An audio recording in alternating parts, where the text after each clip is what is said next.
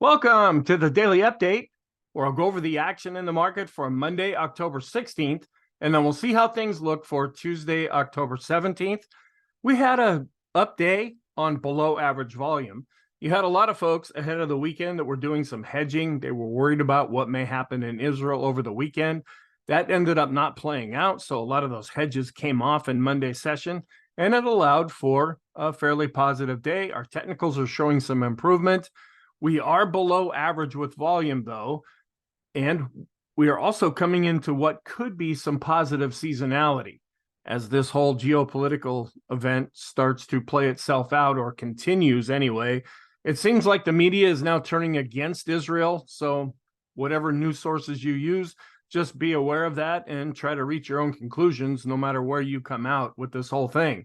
One thing that I want to talk about before I get going, you say you want some resolution? Okay, here's this obscure band that probably none of you ever heard of before, but I did get some messages over the weekend that some of the charts are blurry. I did have an update of Zoom, which is what I'm using to record the videos, and I have the settings set to high as I can, but it may end up being on your end, and there might be some things that you can do. This will be dependent on the connection that you have. The better the connection, the better the video quality. Also, you see down here in the corner where I have a red box, you can go down and actually change the settings. And for the videos that I post, try to get to as high a setting as you can. That will help the charts to become a little bit more in focus, because we're trying to look at a longer term picture while really focusing on a shorter term fact, and to avoid having 400 charts in each video. I don't want to really separate them out any more than I already do. So see if that helps you. If that doesn't help, let me know. I've got things set as high as I can to get the best quality available. All right, let's go back and talk about what happened. Right at the open, we had a gap higher open and prices rose above R1 at 43.66. As the day went on, we just chopped sideways from there. We were above R1 for the rest of the day. We didn't really move up. We tried to move down a little bit there, but it came right back up after that. And we were up 1.06% on below average volume. We've got a lot of economic data coming out in Tuesday's session and then later in the week that might end up driving the market. Our technicals were positive in the short term. We're getting back to an overbought condition. And some of our one-day indicators from Monday's session are suggesting that maybe we overdid it a little bit. That doesn't necessarily mean we're going to turn and go down. It may mean that we slow down, although it could mean we turn and go down, depending on what the market wants to do.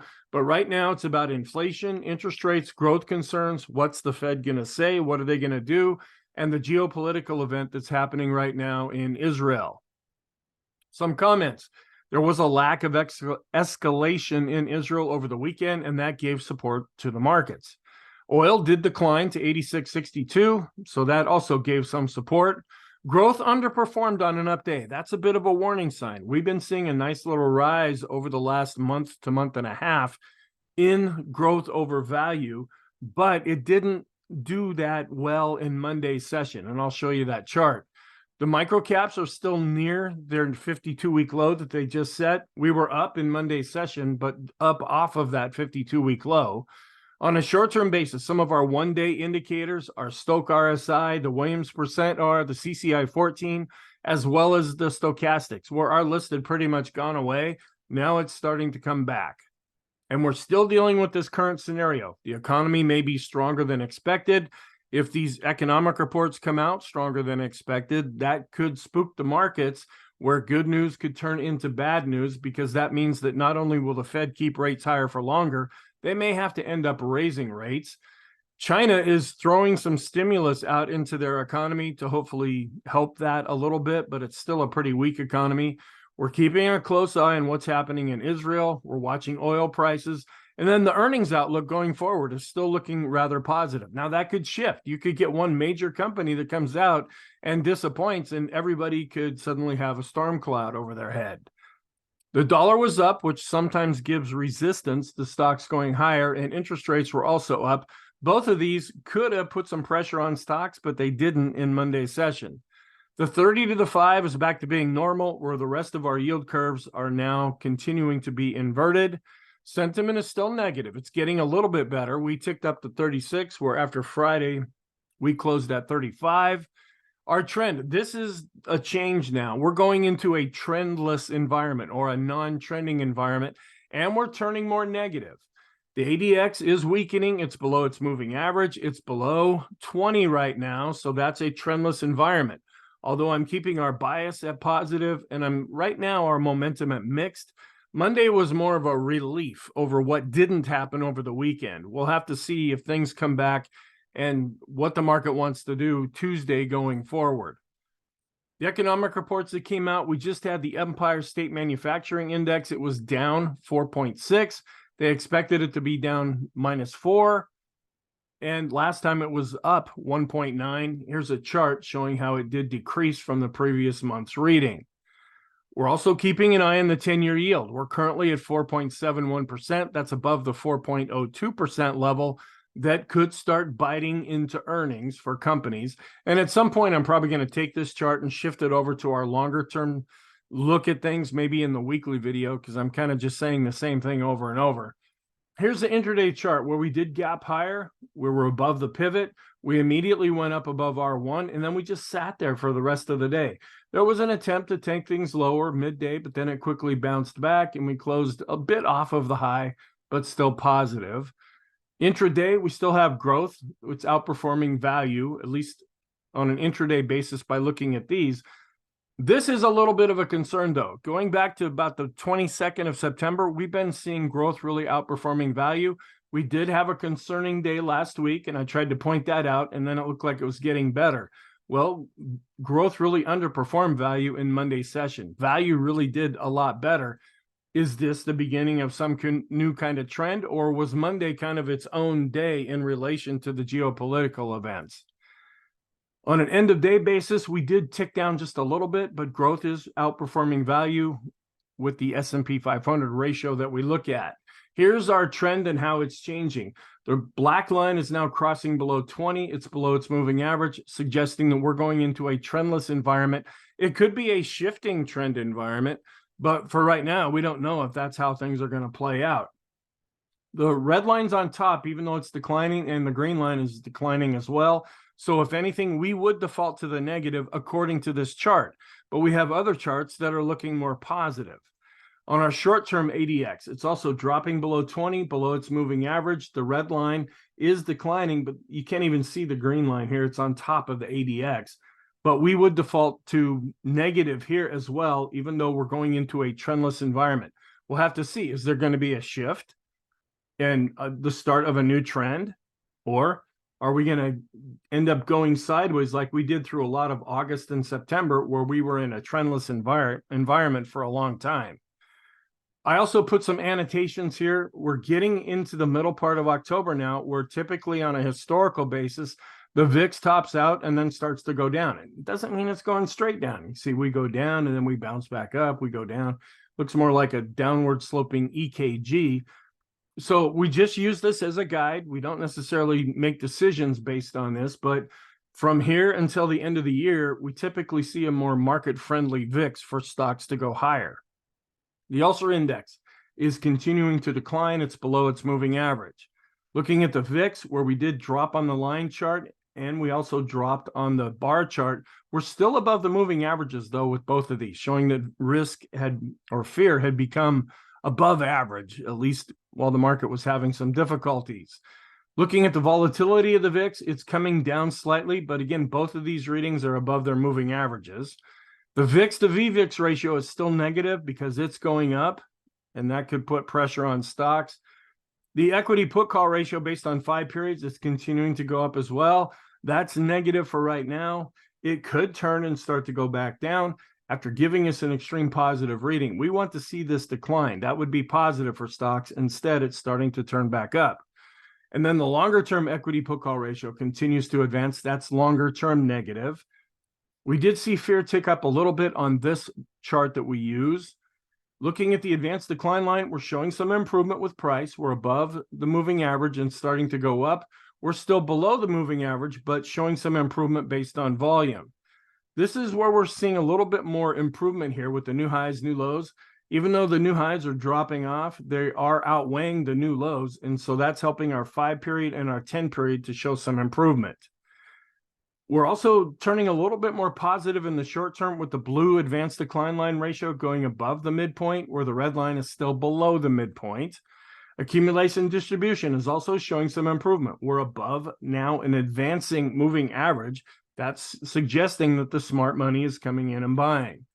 We're also seeing some improvement with the chicken money flow. We're actually turning positive after getting quite negative later in September. This has really been starting to make a comeback. Looking at our daily chart, we're still above the long-term trend channel. I did draw a new line on here. That's the green one, where we're going from the high that we set in August, and then we're seemingly hitting some lower highs here right now. If we start to go up, will this green line end up acting as resistance? We also have the 50-day moving average that we need to deal with. On the bottom, we see where volume was below average. And volume is dropping off, but we're just about at average overall. Here's one of the one-day charts where the advanced decline ratio, when it gets above this line, that means that maybe we overdid it to the upside. And then looking at the one-day rate of change, this takes Friday and Monday and compares them with each other, and it suggests that maybe we're jumping up a little quickly right now. That doesn't necessarily mean that things are going to change. It's just something that we want to be aware of. The force index is looking more positive. It's above zero and advancing and not extreme positive. The stochastics in the short term are extreme. We're turning down, but still extreme positive in the intermediate short term, where our stochastics are showing some improvement, but still below 50. Looking at the 20-period double and triple exponential moving averages, they're starting to turn back up now as price remains above these moving averages. And looking at our regular 20-period moving average study, we're still above both the simple and exponential moving averages. So on a shorter term basis, we're still positive. The Stochh RSI, though, is starting to go back and be extreme positive. The Williams percent R is also extreme positive. The CCI 14 just barely above 100 now, extreme positive. Looking at the NYSE cumulative advanced decline line, showing some improvement here after coming down and actually breaking below this previous low. We're starting to come back above the moving average. We're still maintaining price above this previous low when we look at our regular NYSE advanced decline line. The Swenlin trading oscillator, this is more neutral right now. It's positive, bigger picture because we're above zero based on price and volume, but we were flat in Monday's session. The go, no-go system is also staying more of a lighter shade of purple. The TTM squeeze continues to show some improvement. Another day or so, and this may actually turn positive. The balance of power is above the midpoint and advancing. That's positive. We're above the midpoint with our highest high, lowest low value readings right now. And if we really start to go up, we'll see this blue line begin to go up as the red line may flatten out more. The vortex is looking more positive with the green line on top. The ease of movement is still positive above zero. The bullish percent index, after dropping below 30 and bouncing back up, that is positive. The summation index based on price and volume continue to be improving, and that's positive. Here's the NYSE McClellan oscillator, where after Friday we dropped below zero. Now we've come back above zero. So when we look at the NYSE summation index based on price, we're ticking up slightly as well as volume. The Elder Impulse system for the S&P switched from being negative back to positive. On balance volume is above the moving average. That's positive. The Copic curve is generating a buy signal. The Pring bottom fissure is also generating a buy signal. The RSI for 14 and 19 periods, they're both above 50 and advancing. That's positive. The PMO shows that momentum is positive, both based on price and volume. We are seeing a bit of an improvement here with the NYSE bullish percent index. It didn't move all that much, but it's still below 50. So that's negative, but showing a little of improvement. The bullish percent index for the NASDAQ 100, that's continuing to show some improvement. We're above 50 and advancing. Our slope oscillator continues to look more positive. Our MACD is looking more positive. All of our oscillators are switching back to positive, even in the long term. Our 50-period moving average study, we're still underneath the exponential moving average. It would be more positive if we could get above and then close above the red line, which is the simple moving average. Then looking at our double and triple exponential moving average study based on 50 periods, we're right up here at the blue line which is the double exponential moving average. It would turn more positive if we can stay above both of these lines and eventually see the red line cross above the blue line. Our 100-day moving average study, we're above the exponential moving average, but below the simple moving average. And then looking at our moving average tree, kind of showing the same thing. That's why I'm breaking out these different charts, because this is kind of a jumbled spaghetti mess right now. Our standard deviation shows that we're flattening out with the midpoint and we're continuing to be above the midpoint. The Chaikin oscillator declined just a little bit, but we're still above zero. The money flow is above 50 and advancing. That's positive. The ultimate oscillator turned back up after Friday and is above 50. That's positive. The parabolic SAR is positive. We're getting above the mini rainbow with our simple moving average study of the open, high, low, close based on 20 periods. That's turning things more positive. Looking at our moving average studies, we did see a bit of a tick up with the stocks in the S&P above their 200-day simple moving average. We also saw some improvement based on the 50-period moving average study. And here, I drew the lines up here again. I'm not into drawing all these lines, because if you draw enough lines, you can pretty much get a chart to say whatever you want it to. I just connected the top that we hit back in July with another top that we had in August. And then we had another top back in September. These seem to be connected to each other. So if we start to go back up, we'll be watching to see if this is overhead resistance. We're still above this longer term trend line though. So that's also maintaining things a little bit more positive. This isn't quite parallel, this other green line. If we do start to drop, we'll be wondering, is that going to end up providing some support?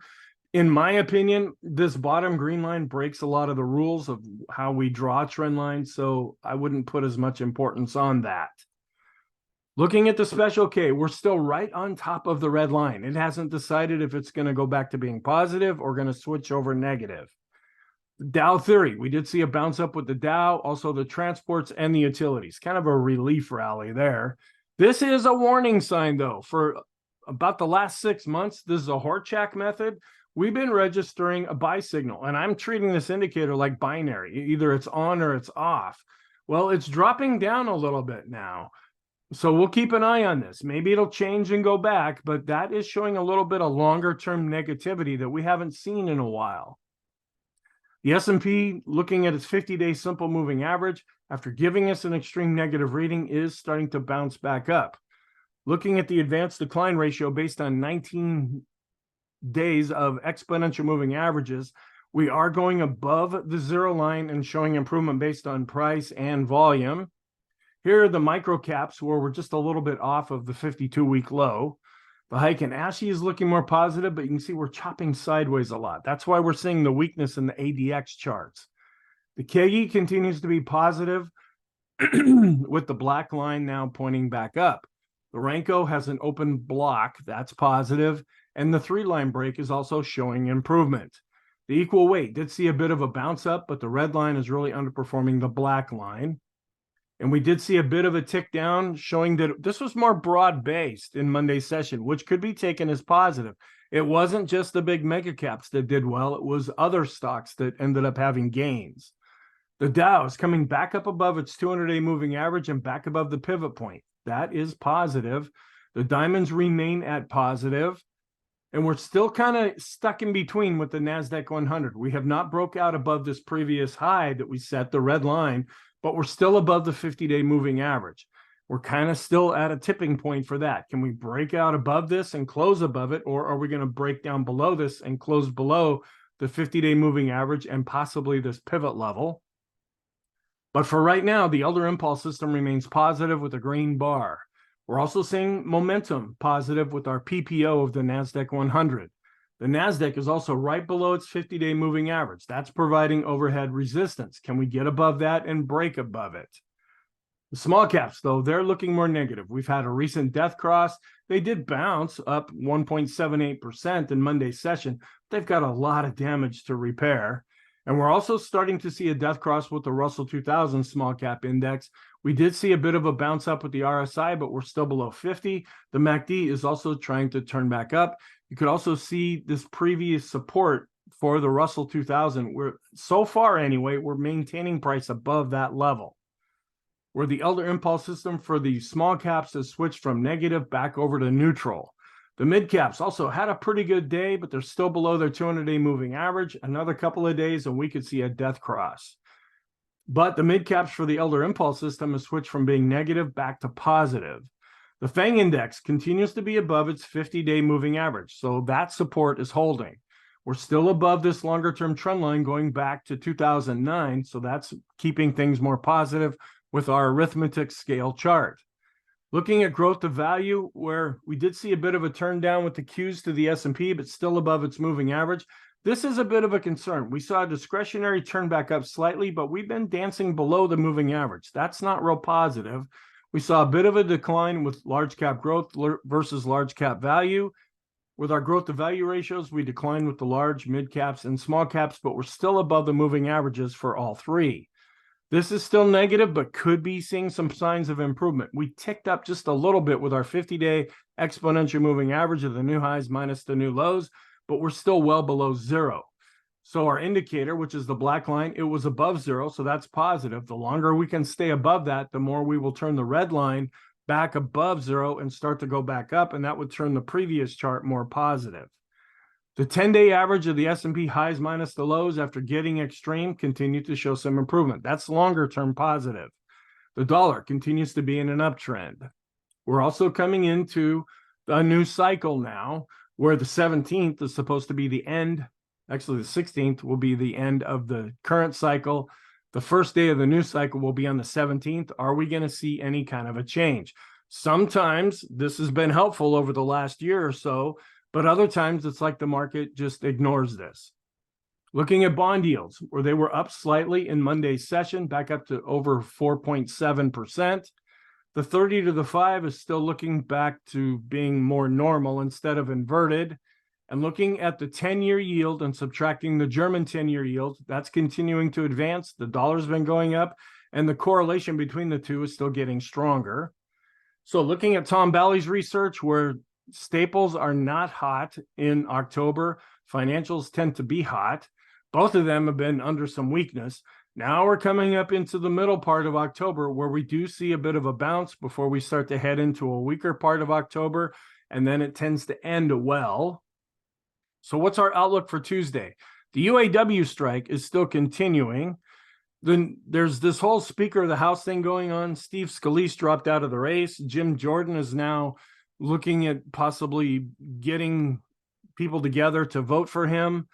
Again, it hasn't been settled at the time I record this. The whole situation in Israel, which could and probably will escalate at some point. Our technicals are showing some improvement. We're turning more positive in the short term, but we're back to becoming overbought relatively quickly. We will get retail sales. That's a big one, and that's a big part of the U.S. economy. We're going to get industrial production as well as capacity utilization. Those can be pretty big reports. Business inventories, NAHB housing market index may be a big deal if it comes in stronger or weaker than expected. And then the whole list of geopolitical events. Right now, it's currently about what's going on in Israel. Here is the updated economic calendar for the week. Where on Wednesday, we will be getting housing starts and building permits. That can be a leading indicator.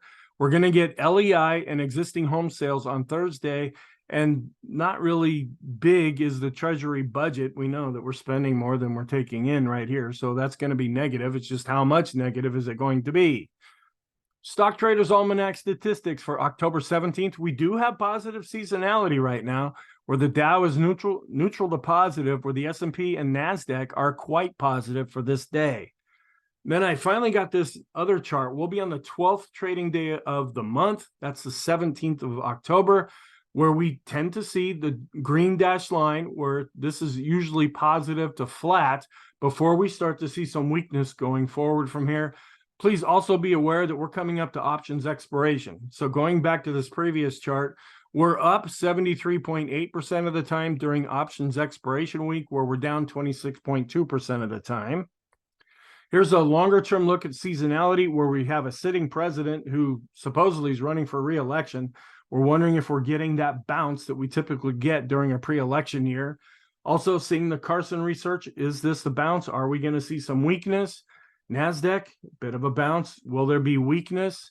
S&P, bit of a bounce. Will there be weakness? Then we tend to be a little bit more positive than negative with pre-election years going back to 1950 for the S&P.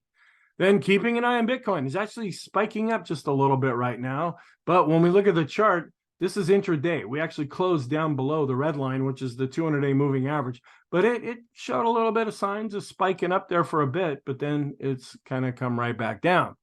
All right, our scenarios, we're not going with the down one. We're not going with the up one. We're back to going with the sideways, at least for right now, as the market figures out what kind of a trend does it want to produce from here. Until that happens, we go with the sideways type of approach. The warning signs, the longer-term equity put-call ratio is going up. That's negative. The 5-period equity put-call ratio is also going up, which is negative. The risk-on posture is showing weakness. It's just chopping a little bit higher, lower, as the market is really indecisive right now. Our 50-day new high, new low exponential moving average study is negative. It's well below zero. The Russell is below its 200-day moving average, working off of what could be a head and shoulders top. Now, for those of you that have been watching these videos, I don't have a chart to show you, but that reminds me of the David Keller chart where the S&P had a confirmed head and shoulders top. We've basically closed back above those levels, which has negated that head and shoulders top for the time being. Will the same kind of thing end up happening with the Russell? The small cap index is working off of a recent death cross. Positive signs, the daily special K chart, it's right on top of that red line. Our oscillators are still positive, both for the S&P and NASDAQ. The parabolic is positive. The BPI is generally looking more positive as it's bouncing up out of 30. The Copic curve and the Pring bottom fisher are generating buy signals. The vortex is positive. The Staples to S&P 500 ratio is declining, which is positive. And the S&P to utilities ratio continues for the most part to go up. The Russell in the mid caps, okay, the Russell's getting close to a death cross. So this list may be changed here in the next day or so. But for right now, it still has a recent golden cross. Small and mid cap growth, it's chopping sideways, but it continues to be positive. The financial sector is also below its 200-day moving average. The longer it stays below that, we might be seeing a death cross there. And financials are supposed to be good during this month. All right, our conclusion. We're turning more positive now, but we're still trying to figure out, is just based on short-term seasonality, or is the market really going to pick up and start to go higher? We're looking overbought in the short term for right now, and we'll need to work off some of that to continue to maintain this positive stance. But if we have a solid down day, it could throw all of this more positive scenario kind of out the window. Intermediate term, we're still looking more positive. Long term, we remain positive. Thank you. I hope you found this helpful. I hope this little setting on your video player sometimes will help you to see the charts a little bit better. You can also download the PDFs as well, if that will help you to look at some of the charts that I'm trying to point out. I hope you have a great day, and I will talk to you in the next video.